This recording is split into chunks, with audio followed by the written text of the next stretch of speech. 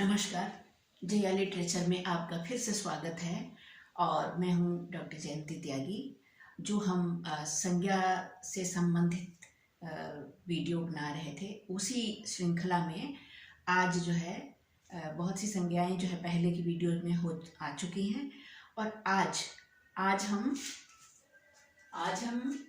T संज्ञा, उपधा संज्ञा और एक और संज्ञा जो है नदी संज्ञा के विषय में पढ़ने जा रहे हैं। नदी संज्ञा कि किन किन हालातों में किन किन शब्दों की जो है ये सब संज्ञाएं होती हैं।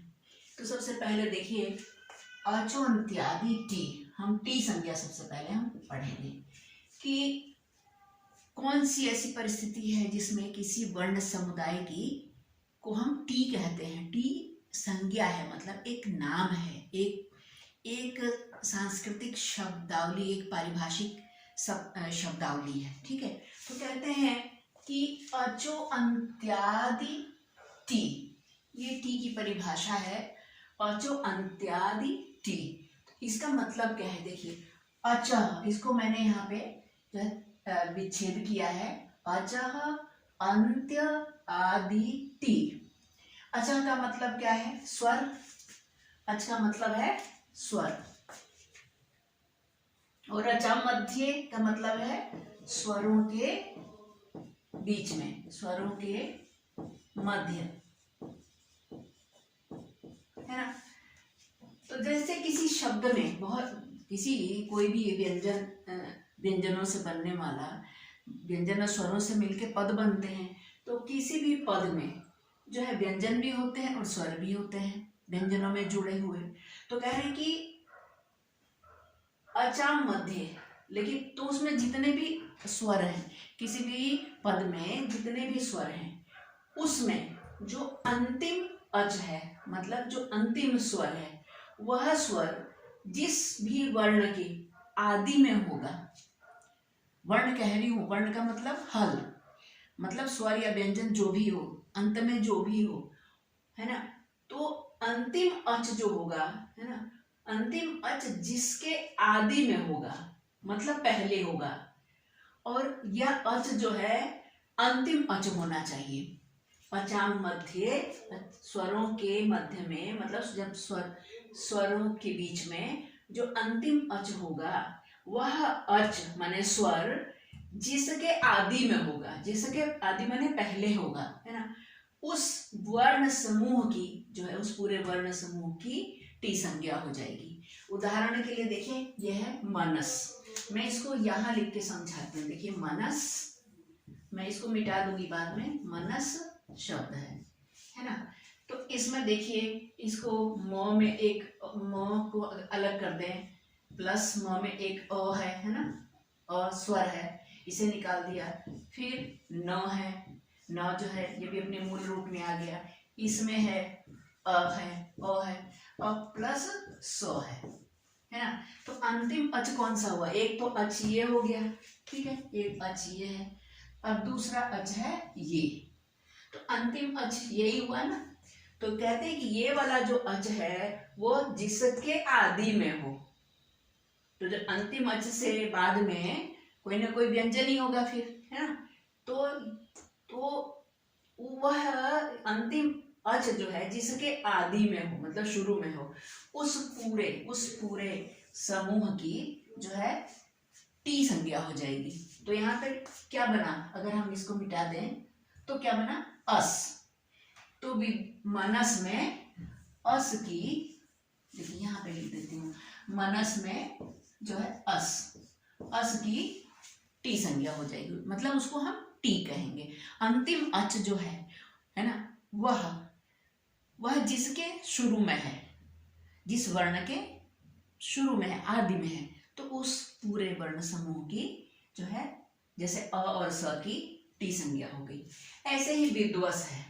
तो विद्वस में भी देखिए व हलंत, इसमें है ई, ठीक है, फिर है द, विद्वस द, फिर है व, है ना, और इसमें फिर है अ, है ना, तभी ना व में छोटी वी, ये द और व एक साथ, है ना, और है ना, और ये इसके बाद में विद द्व बना अभी तक, और फिर बाद में है सो। तो अब इसमें ये तो देखिए पहले नंबर का अच है, बाद ये दूसरे नंबर का, मतलब बाद वाला अच जो है इस वर्ण समूह में अंतिम अच जो है ये अ है। तो यह जिसके आदि में है, तो ये सौ के आदि में है ना। तो इस पूरे वर्ण समूह की टी संज्ञा होगी, ठीक है। तो विद्वस में भी अस की टी संज्ञा। ऐसे बहुत सारे उदाहरण आप अपनी पुस्तकों से लेकर के स्वयं अभ्यास कर सकते हैं, ठीक है। अब जो है मैं इसको मिटा दूंगी।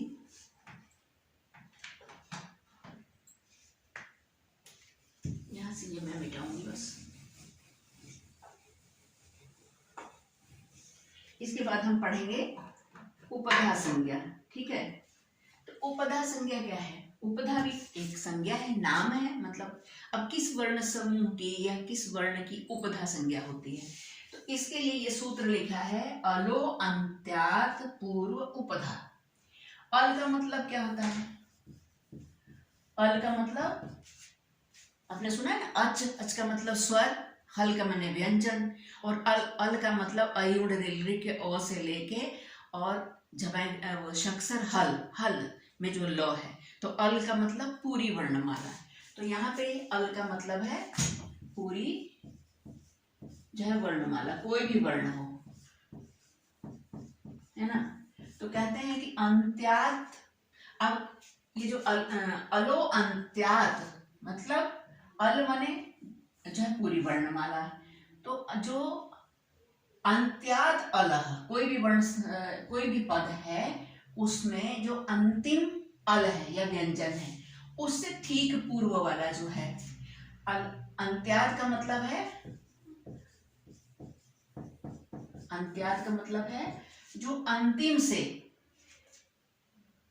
अंतिम, अंत्यात अलह, अंत्यात माने अंतिम, अलह माने कोई भी वर्ण, है ना। यहाँ पे हमने अल माने ये वर्णमाला लिखा है, तो अंत्यात अलह माने अंतिम अल से जो पूर्व माने जो पहले होगा। मैं इसको यहाँ लिख देती हूँ, पूर्व जो भी वर्ण होगा, चाहे वो चाहे स्वर हो चाहे व्यंजन हो। यहाँ खाली स्वर की नहीं, यहाँ व्यंजन की भी जो है क्या होगी, उपधा संज्ञा होगी। शर्त यह होना चाहिए कि वो अंतिम अल से ठीक पहले वाला हो। बहुत ही आसान है। तो पूर्व का अर्थ है पहले, है ना, पहले वाला वर्ण, है ना। तो उसको हम क्या कहेंगे, उपधा कहेंगे हम, उसका नाम होगा उपधा, ठीक है। अब इसका हम उदाहरण देख लेते हैं। जैसे अब इसका उदाहरण है, देखिए जैसे राम है ना, राम है, राम एक जो है पद है, मतलब राम एक पद है। यहाँ पे हम सिर्फ उपधा समझाना चाहते हैं, है ना, इसलिए ऐसी प्रातिपदिक से ही हम काम चला रहे हैं यहाँ। तो राम एक शब्द है, ठीक है। अब राम में ये कैसे बना है, र हलंत, इसमें है आ, है ना, इसमें है आ, और इसके बाद है म हलंत, और इसमें इसके बाद है ओ, तब जाके पूरा हुआ र आ म और राम, है ना। तो इसमें जो अंतिम अल है, ये अल का मतलब स्वर या व्यंजन कुछ भी, इस अंतिम अल से पहले ये जो म है ना, इसकी हो जाएगी उपधा संज्ञा। इसको कहेंगे उपधा। अलो अंत्यात पूर्व उपधा, है ना, अलो अंत्यात पूर्व उपधा। अलो अंत्यात अलह, ये अंतिम अल है ओ, इससे जो पूर्व है पहले वो उपधा है। एक और देखिए गम। अब ये तो ऐसे शब्द रूप में देखा, अपने शब्द में देखा। अब जैसे एक धातु है गम, है ना, ये कैसे बनी है, ग में अ है, फिर है म और हलंत। तो इसमें अंतिम अल क्या हुआ, इसमें अंतिम अल है ये म, है ना, ये म जो है अंतिम अल है। तो इससे ठीक पहले क्या है, ये अ है। अब यहाँ पर तो जो है म जो है व्यंजन था, यहाँ पे जो है ये स्वर है। तो यहाँ स्वर और व्यंजन की बात नहीं है। यहाँ जो भी अंतिम अल होगा, अल का मतलब चाहे व्यंजन हो और चाहे वो स्वर हो, उससे ठीक पहले अगर कोई स्वर या व्यंजन आएगा तो उसकी उपधा संज्ञा हो जाएगी। यहाँ जो है इसकी, इस गम में ये जो अ है इसकी उपधा संज्ञा, इसको हम उपधा कहेंगे, इसकी उपधा संज्ञा हो जाएगी, ये उपधा है। ठीक है, तो एक और देख लेते हैं, जैसे मुच है, एक मुच धातु है ना, ये कैसे बना है देखिए, म, इसमें उ प्लस च हलंत। अब इसमें अंतिम अल क्या हुआ, ये च जो है अंतिम अल है ना, अंतिम अल, और इससे अंत्याद अलोह अलह पूर्व जो है उपधा है, अंतिम अल है च है ना, और इससे पहले है उ, तो ये हो गया उपधा, इसका नाम पड़ेगा उपधा। ठीक है ये। अब इसके बाद हम एक और इस वीडियो में देख लेंगे नदी संज्ञा। मैं इसको मिटा देती हूँ, लिखने की जगह चाहिए हमें।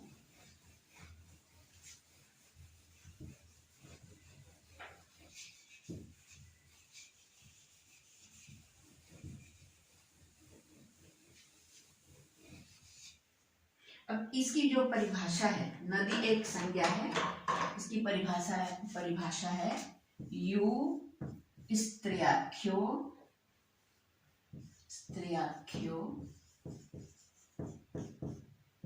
नदी। अब नदी क्या है, ये संज्ञा है, नदी जो है संज्ञा है। तो कहते हैं कि यू हो और स्त्र्याख्यो का अर्थ है नित्य स्त्रीलिंग हो, मतलब वो मूलतः हर जगह कहीं पर भी प्रयोग हो वो स्त्रीलिंग में ही प्रयुक्त हो, तो उसकी नदी संज्ञा हो जाएगी। किसकी नदी संज्ञा हो जाएगी, यू की। किस कंडीशन में, अगर वो नित्य स्त्रीलिंग हो, है ना, स्त्रीआख्यो मतलब स्त्रीलिंग कहा जाए, मतलब वो हमेशा स्त्री ही जाती हो। अब जैसे मैं एक स्त्री हूं तो मैं कभी पुरुष नहीं बन सकती, ऐसे ही जो भी स्त्री जाति की चीजें हैं वो स्त्री ही जाति की हैं। वो तो है नहीं कि 1-2 घंटे के लिए स्त्री जाति की और फिर जो है पुरुष जाति की या पुल्लिंग हो जाएंगी। तो नित्य स्त्रीलिंग मतलब है ही, उसका नेचर ही स्त्रीलिंग है ना, तो उसकी नित्य स्त्रीलिंग की क्या होगी, नदी संज्ञा होगी। अब किसकी होगी, अभी कह रहे हैं यू की होगी। अभी यू कैसे बना है, देखिए यू कैसे बना है, हम यू को अब यहाँ पे डिकोड करेंगे, समझाएंगे। यू में जो य है ना, यू में क्या है देखिए, मैं अलग बता देती हूँ। हाँ, पहले यू जो है कैसे बना है, देखिए य से बना है प्लस बड़े यू की मात्रा से बना है ना, य में बड़े यू की मात्रा लगी है तभी ये यू बना है।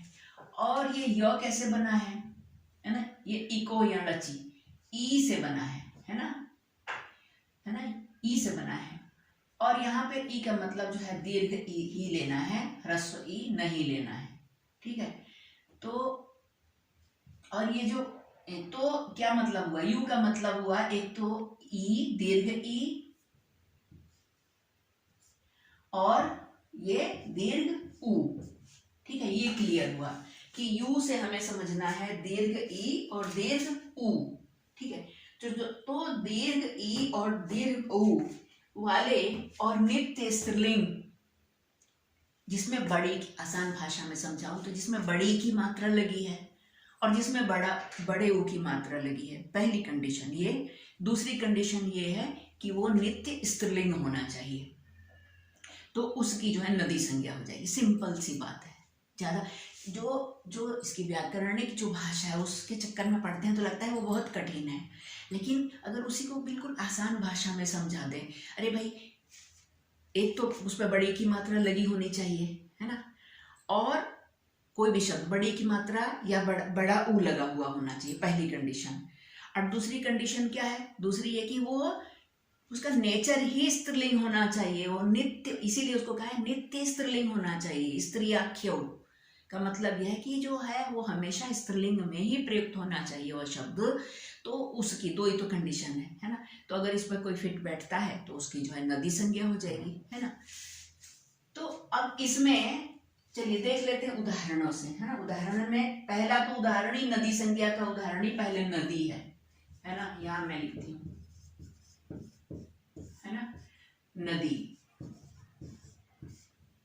है ना। तो नदी जो है क्या है, ये नित्य स्त्रीलिंग है ना, नित्य स्त्रीलिंग है। दीर्घ ईकारांत है। क्या क्या है ये, पहली बात नित्य स्त्रीलिंग, दो ही तो कंडीशन है, नित्य स्त्रीलिंग। नदी कभी पुल्लिंग नहीं हो सकती, नित्य स्त्रीलिंग है। और दूसरी कंडीशन क्या है कि ये, दूसरी कंडीशन क्या थी, नित्य स्त्रीलिंग होने चाहिए और इस पर दीर्घ ईकारांत है, दीर्घ ईकारांत है। अब यहाँ पे दीर्घ ईकारांत, जब दीर्घ कहा तो बड़ी ही नहीं लगाएंगे यहाँ पे हम पहले, क्यों, या तो बड़ी ही लगा देंगे और या हम कहेंगे दीर्घ ईकारांत, है ना। ईकारा, ई जो है दीर्घ, दो कंडीशन। तो देखिए ये नदी शब्द पे ये दोनों चीजें फिट बैठती हैं कि नहीं, है ना। नदी जो है नित्य स्त्रीलिंग है और नदी जो है दीर्घ ईकारांत है। तो इस नदी शब्द की भी नदी संज्ञा हो जाएगी। नदी एक शब्द है ना, एक पद है और उसकी भी नदी संज्ञा है, ठीक है। और उदाहरण ले लेते हैं, और उदाहरणों में देखिए गौरी, है ना। गौरी, गौरी क्या है, नित्य स्त्रीलिंग है ना। पहली कंडीशन लागू हो रही है, स्त्रीलिंग है। दूसरा क्या है, दीर्घ ईकारांत है ना, ये भी नित्य स्त्रीलिंग,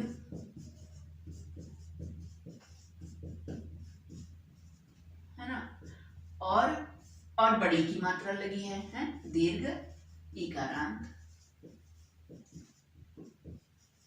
तो इसकी भी हो जाएगी, है ना। ठीक इस, अब उकारांत का देख लेते हैं, जैसे वधू, वधू में क्या है, दीर्घ उकारांत, ये देखिए वो है दीर्घ उकारांत है। और वधू भी क्या है, नित्य स्त्रीलिंग है। वधू, वधू, वधू, वधवा, है ना। वधू माने बहू जिसको हम कहते हैं, तो वधू भी नित्य स्त्रीलिंग है। नंबर 1 पे ये नित्य स्त्रीलिंग। और दूसरे नंबर पर क्या है, दीर्घ उकारांत। तो इससे क्या पता चलता है, इससे पता चलता है कि किसी पुल्लिंग की और किसी ह्रस्व इकारांत और ह्रस्व उकारांत की नदी संज्ञा नहीं होगी। अब जैसे एक उदाहरण है, यहां देखिए, जैसे सुधी शब्द है ना। देखिए इसमें ये दीर्घ इकारांत है, पहली कंडीशन पूरी है लेकिन दूसरी नहीं है ना। पहली कंडीशन तो ये जो है पूरी करता है ना, कि दीर्घ इकारांत है, लेकिन जो दूसरी कंडीशन है कौन सी, नित्य स्त्रीलिंग, तो ये इसको पूरा नहीं करता। ये नित्य स्त्रीलिंग नहीं है, ये जो है, ये शब्द जो है पुल्लिंग है, ठीक है। ये सुधी का अर्थ है विद्वान, और एक वचन है सुधी, सुधी, है ना। द्विवचन में बनता है। ये दीर्घ इकारांत तो है लेकिन ये नित्य स्त्रीलिंग नहीं है, इसीलिए सुधी की नहीं होगी। इसी तरह ये एक उदाहरण उकारांत का देखते हैं, गुरु शब्द है ना। लीजिए द्विवचन का हम गुरु बड़ा उ लगा ले लेते हैं उदाहरण के लिए, है ना। ये क्या है, पहली कंडीशन क्या है, ये कोई स्त्रीलिंग ही नहीं है, पहली कंडीशन। इसमें दूसरी कंडीशन तो है, दीर्घ उकारांत तो है ना। पहली कंडीशन जो है ये नहीं हो रहा है। दूसरी कंडीशन क्या है, जो है दीर्घ, पहली कंडीशन क्या है, नित्य स्त्रीलिंग, तो ये नित्य स्त्रीलिंग है ही नहीं, गुरु शब्द, है ना, पुल्लिंग है। दूसरा जो है दीर्घ उकारांत, ये तो पूरा हो रहा है ना, कि दीर्घ उकारांत है, लेकिन नदी संज्ञा होने के लिए दोनों ही कंडीशन, दोनों ही शर्तों को होना जरूरी है, कि वो नित्य स्त्रीलिंग हो और दूसरे दीर्घ इकारांत हो या दीर्घ उकारांत हो, तभी जो है नदी संज्ञा होगी। तो उम्मीद है कि आपको जो है मेरा पढ़ाया समझ में आ रहा होगा। अगर समझ में आ रहा है तो कृपया अपने मित्रों के साथ भी शेयर कीजिए और मेरा उत्साहवर्धन कीजिए, इन शॉर्ट, ताकि मैं आगे और भी वीडियो ऐसे ही बनाकर दे सकूं। ठीक है, बहुत बहुत धन्यवाद। और मेरे इसी जया लिटरेचर नाम के चैनल पर मेरी अपनी खुद की कविताएं, मेरी 7 किताबें हैं। मैं एक लेखिका और एक कवयित्री, नाटककार भी हूँ। तो मैं संस्कृत में भी लिखती हूँ। संस्कृत में जो है अंगद दूतम, मैं किसी दिन अपनी सभी किताबों को एक वीडियो बना के आप लोगों को दिखाऊंगी, तो उसको आप देखिएगा। और उसमें बहुत अच्छी अच्छी और समकालीन जो विषय हैं, जो हमारे करंट विषय हैं, उन्हीं पे कविताएं हैं, उन्हीं पे कहानियां हैं और उन्हीं पे नाटक हैं। तो उसको आपको मुझसे वो सब भी आपको जानने को मिलेगा। तो प्लीज़ मेरे चैनल से जुड़े रहिए और सब्सक्राइब करिए, ताकि आपको आने वाले वीडियो जो है मेरे आप तक पहुंच सकें। ठीक है ना, बहुत बहुत धन्यवाद। आपका दिन शुभ हो।